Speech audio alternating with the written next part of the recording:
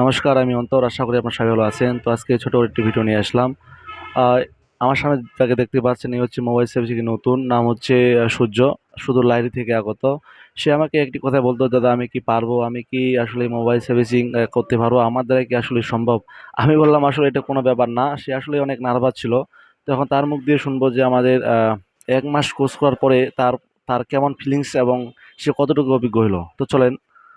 সূর্য, হ্যাঁ, কেমন আছো? ভালো আছি। সবার ভালো প্রতি আছি। আমার নমস্কার। হ্যাঁ, আপনি ভালো আছেন দাদা? হ্যাঁ, আমি ভালো আছি। তোমার 1 মাস কোচের পরে তোমার কেমন লাগতেছে অনুভূতি?